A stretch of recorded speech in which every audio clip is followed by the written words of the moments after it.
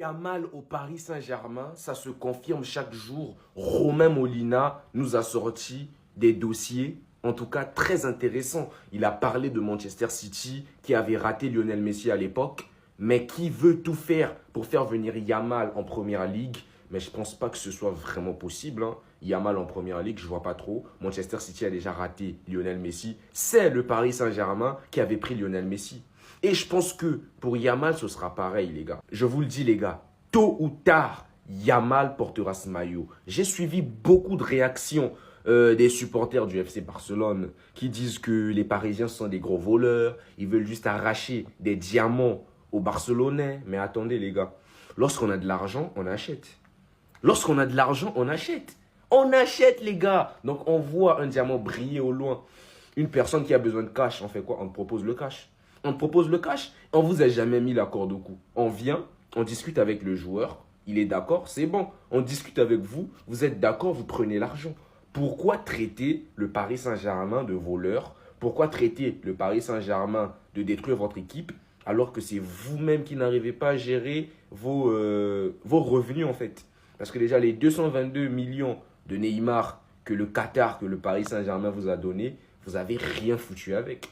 Rien, parce qu'aujourd'hui, vous êtes en faillite, là. Les propriétaires du PSG veulent Lamine Yamal, peu importe le prix. Ça va envoyer la quicheta. À Doha, on estime que le club de la capitale aura besoin du prodige à un moment ou à un autre. Georges Mendes, son agent, est très proche de Nasser. Ah, on sait déjà, il y a eu beaucoup de transactions. Vous voyez les deux, là, quand il faut se sourire. Ils sont capables de toutes choses. Il n'y a aucune limite. Et les Barcelonais, vous le savez très bien. Vous savez ce qui est marrant? C'est qu'avec ce qui s'est passé avec Neymar et les 222 millions, les Barcelonais, là, ils savent que tout est possible. Tout c'est possible à celui qui croit. S'il faut donner l'argent pour finir le Camp Nou avant l'heure, on va vous payer, il n'y a pas de souci. Laissez-nous prendre Lamine Yamal. Imaginez seulement Lamine avec ce joli maillot. Oh là là là là là là là. Vous savez très bien, prochain mercato là, Nasser et l'émir, ils sont capables d'envoyer un chèque à Blanc. Tiens, Laporta. T'as vu en plus là, Laporta, il veut réintégrer le comité en Europe. C'est Nasser le boss de ça. Et les gars, attention. Chacun voit son intérêt. Laporta, il est capable de craquer. Moi je vous le dis. Dans le football, tout est possible. Arrêtez de croire que la clause de 1 milliard, c'est une dinguerie. Ils sont capables de soulever les 1 milliard normal. Le PSG qui se croit être en mode Ultimate Team, partie 356. On nous dit qu'ils veulent recruter Yamal, mais qui leur dit? Mais les gars, Yamal, il va rester chez nous, soyez normaux. À Doha, on estime que le jeune prodige finira par devenir essentiel au projet parisien, mais il serait essentiel au projet de tout le monde.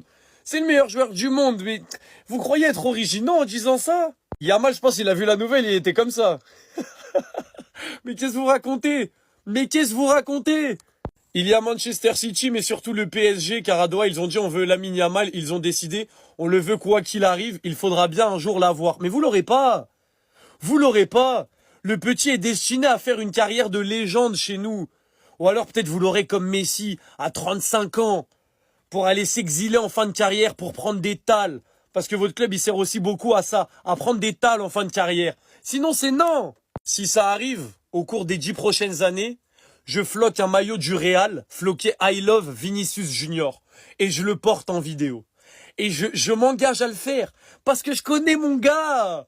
Vous êtes fous, quoi. Et tous les Parisiens qui traitaient Lamine Yamal de surcoté, Désiré Doué, il est meilleur, etc. Et maintenant, vous êtes tout nus quand vous voyez ce genre d'infos. Doucement sur l'hypocrisie, s'il vous plaît.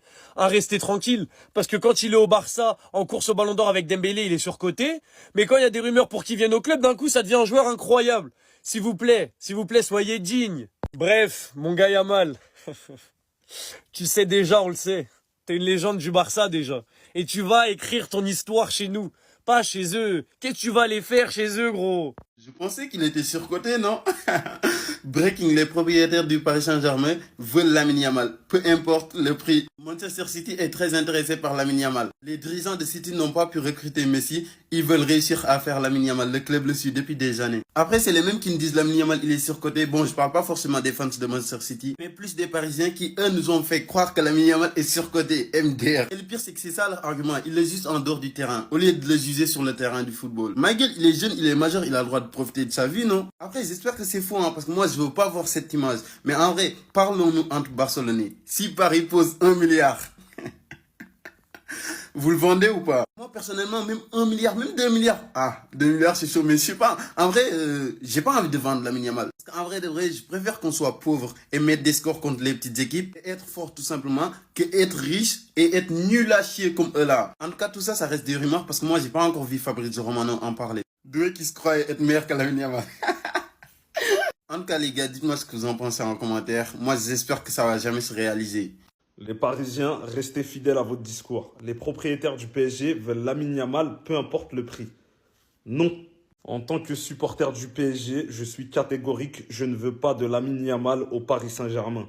En plus, j'entends peu importe le prix. Cette rumeur, moi, j'y crois pas. Tant que Luis Enrique il sera là, je ne crois absolument pas à cette rumeur. Ramener Yamal au PSG, c'est une bombe à retardement. Les gars, déjà, au vu de son comportement, s'il vient à Paris, il va péter les plombs. Je vous le dis clairement, il va péter les plombs. Paris, c'est pas la Barcelone, hein. C'est pire, c'est 1000 fois pire. Laissez-le faire sa vie à Barcelone. Si demain il veut rejoindre Manchester City ou Chelsea, parce que c'est des clubs qui peuvent s'aligner sur le montant du transfert, qu'il y aille. Nous, on a des nouvelles méthodes. On va pas tout faire basculer pour un joueur. Cette mentalité-là, c'est fini. Donc moi, je vois plein de Parisiens s'exciter à l'idée que Yamal pourrait débarquer à Paris.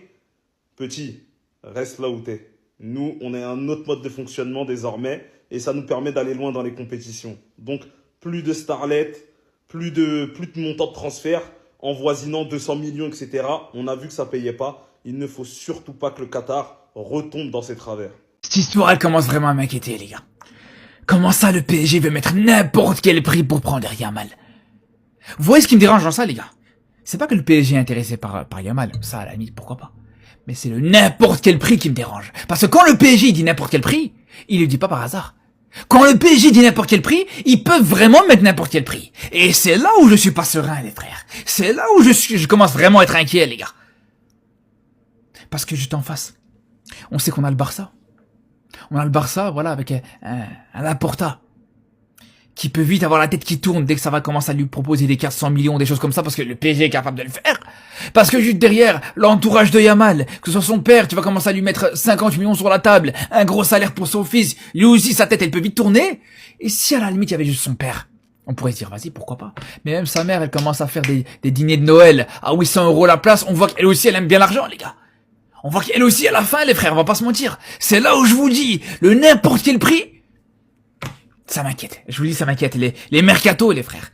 Les mercatos, je vais espérer qu'ils soient les plus courts possibles. On va attendre à chaque fois la fin des mercatos avec impatience, les gars. Parce que là, à tout moment, on peut se retrouver avec une mauvaise surprise, clairement. Lamine Yamal au Paris Saint-Germain, très prochainement, les frérots, vous connaissez déjà. C'est du sur-mesure. Ça va se faire. Peut-être pas maintenant, mais ça va se faire. Pour moi, je vais vous montrer toutes les éventualités qui vont permettre au Paris Saint-Germain de prendre Lamine Yamal. Déjà, Lamine Yamal, il a signé jusqu'en 2030 au FC Barcelone.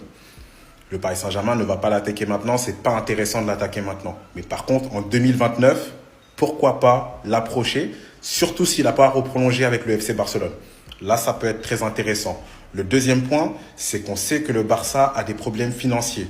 Si l'Espagne est amenée à gagner la Coupe du Monde, le statut va changer et ils sont obligés de faire une revalorisation salariale pour le prolonger encore plus.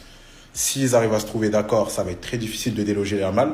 Mais si le Barça n'a pas les fonds et ils ont du mal à trouver un accord, surtout avec Jorge Mendes qui est en lien proche avec le Paris Saint-Germain, il ne va pas reprolonger et on pourra le choper en 2029. Surtout si le Paris Saint-Germain regagne une Ligue des Champions en 2026 ou 2027, ça fera 2 Ligues des Champions en peu de temps et 0 pour le Barça. Et les gars, comme je vous ai dit, c'est du sur-mesure. Et Romain Molinois, il nous a rien appris. On sait que le Paris Saint-Germain a dans le viseur Lamine Yamal depuis un petit moment. Et comme je vous l'ai dit, si tous ces points-là sont en accord, Lamine Yamal signera au Paris Saint-Germain très prochainement, peut-être 2028 ou 2029. Voilà, ça serait incroyable.